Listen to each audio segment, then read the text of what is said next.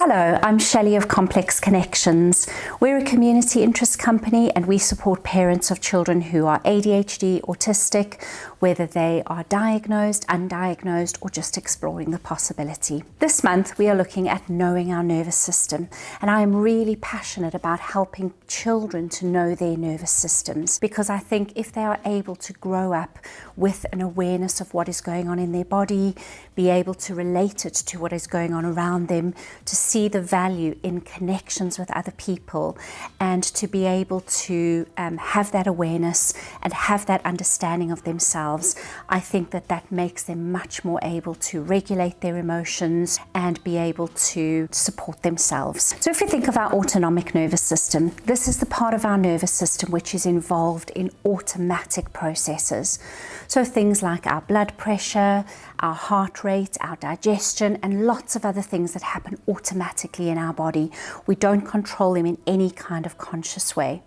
And it's also linked to our survival, so helping our body to react in ways that ensure that we stay safe and we are able to survive. So if we think about when we are crossing a road and a car comes speeding down the road, this would be that part of our nervous system that just helps us to jump out of the way in time. We don't think about it, we don't plan it, we don't consider how we're going to land or how we're going to look, we just do it. It is that part of our nervous system which gets our body to react in that automatic way to ensure that we stay alive. It can be helpful to think of three different body parts associated with this.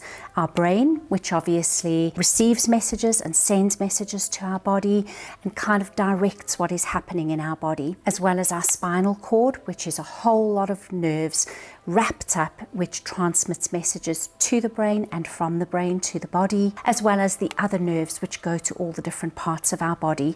So when we need to move our hand or lift our leg, our brain sends that message through the nerve to help us to make that movement. Or when we touch a really hot stove, we get that message that it is hot and we need to move our hand away. So obviously this is happening very, very quickly, but this is what is involved in that autonomic nervous system. There is a part of our brain which is called the amygdala, and I like to think of the amygdala as the guard dog.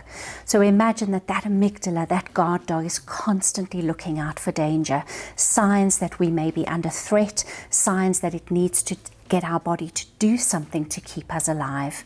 So that guard dog is patrolling and sniffing the air, walking up and down. It is constantly looking for those cues of danger. When it feels that things are safe, nothing is happening, everything feels comfortable, then it sends our body signals that it is safe. We can rest, we can relax, we can feel calm, we can learn, we can engage with people, we can smile, we can do all of those things that show that we are in that relaxed state. We don't have to be on high alert. That state is called rest and digest. So our body is able to rest, we are able to digest food, because when we are on high alert, we know that digestion is not a priority and our body diverts resources away from doing that. But when we are in that state of rest and digest, it's also called safe and social. So we are able to feel safe and we are able to be social with other people. That is the state that we are able to think clearly, we are able to make choices, we can reflect on things and think about what we want to do. When our guard dog picks up cues of danger, when it feels that we are under threat in some way, it will send messages to our body to get our body to react in certain ways. So we can see a few different ways that our body may react. It can go into a fight response, and in a fight response, that is where we are literally fighting off the danger. So I imagine this as a gorilla. And you can imagine that gorilla beating its chest, making a loud noise, really trying to frighten off and scare away whatever it is making it feel dangerous. The kind of behavior that you may see from your child may be shouting, swearing, kicking, hitting, slamming doors. It is big energy, it is loud energy. Picture it as your child's gorilla trying to fight away that danger, that fight response. Alternatively, your child's brain may revert to the flight response, and the flight response is where it runs away from that danger. The cues that will be sent to your child's body are those of escaping and avoiding and hiding, and anything that it needs to do to get away from whatever feels dangerous. So those times when it's in the busy supermarket, or there is a lot of noise around and your child wants to hide under the table, or they want to run away, that is their brain signaling to their body that they need to hide. Possibly the fighting wasn't appropriate in that situation, or they knew that that wouldn't help them in that situation, and therefore they feel that they need to flee. The third response that your child's body may go into is that of freezing.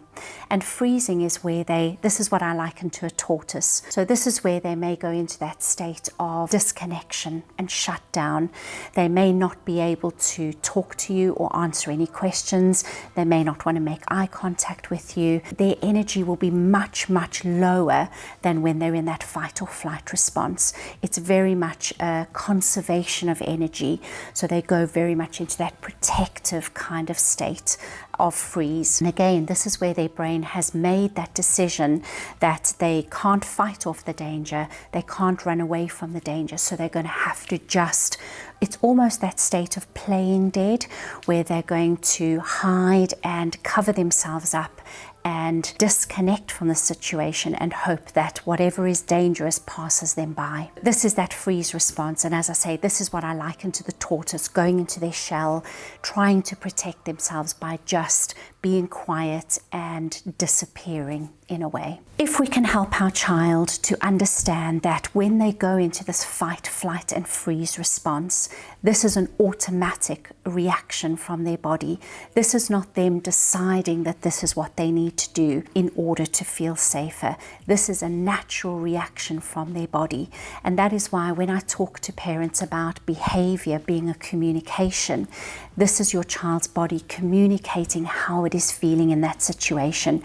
So when you see that big energy and maybe that fighting or that running away or that disconnection, it gives us that idea of something is feeling really unsafe for your child and they are needing to do something. Their body is reacting in that way to help them to try to regulate. Helping your child to know ways that they can help that guard dog to feel a little safer. I talk about soothing the guard dog so that the guard dog doesn't feel that it has to bark and growl and react and send those messages to the body in those situations where they really are safe, but the guard dog has made that prediction, or from a previous experience they are feeling that it is unsafe.